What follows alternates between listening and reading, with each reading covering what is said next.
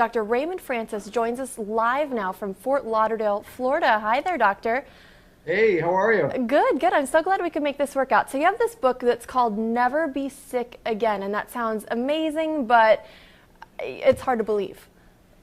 Well, it may be hard to believe because we don't experience that, but it's true. And the thing is this, here's what people need to know. The technology exists to not be sick. The information we already have is sufficient to prevent and reverse this epidemic of chronic disease that we have in America. And as you pointed out, you don't even have to have a cold. And I can tell you that I have had, in the past 26 years, I've had one cold, and I have a very good excuse for that one cold. So I'm 75 years old. I'm in perfect health. I don't take any medications whatsoever. I have boundless energy. I have a clear mind. I don't have an ache or a pain in my body. I'm living proof that you can be healthy and you don't need to be sick. Now, I think I've kind of started to take it for granted that I'm going to get one cold every year, and I plan ahead for that, and I think a lot of people live like that. I can't imagine a life where you never even get a cold. So what are you doing? Well, I have to tell you, at age 48, I almost died. My death was a medical certainty, and I had to use my own knowledge of biochemistry to save my life and then to restore my health. And that's what got me interested. Almost dying really caught my interest. What I do, I changed my diet. I changed my lifestyle. I've learned how to eat good food. I take very high quality supplements. In fact, I now make my own supplements and sell them. They're very, very high quality. I get regular exercise. I meditate on a regular basis. So in short, I changed my diet.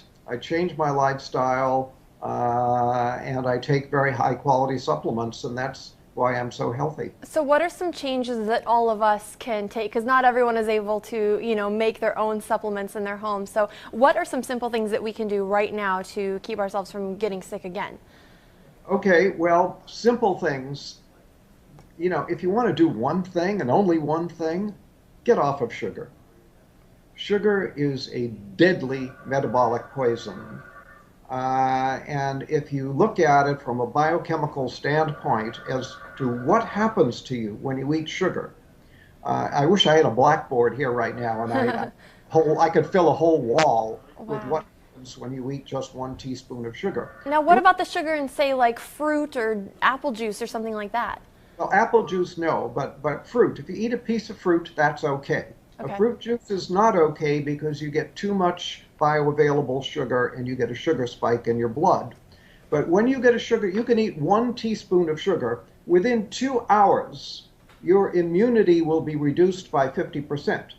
And then people say, oh, I caught a cold. No, you didn't. You reduced your immunity and you then made yourself susceptible to an infection. So that's why I don't get colds. I don't get infections because I keep my immunity strong and I don't eat sugar. All because of sugar. So that bag of jelly beans we've been passing around here in the newsroom ever since Easter, that's something that's hurting us.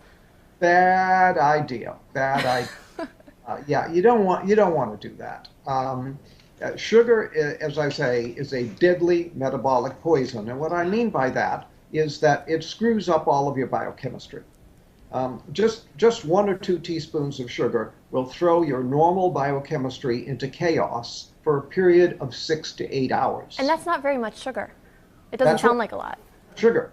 One cola drink has about 10 to 12 teaspoons. So you eat 1 to 2 teaspoons, your body is going to be in biochemical chaos for 6 to 8 hours. Now, health is when all of your biochemistry is balanced and all your chemistry is working right.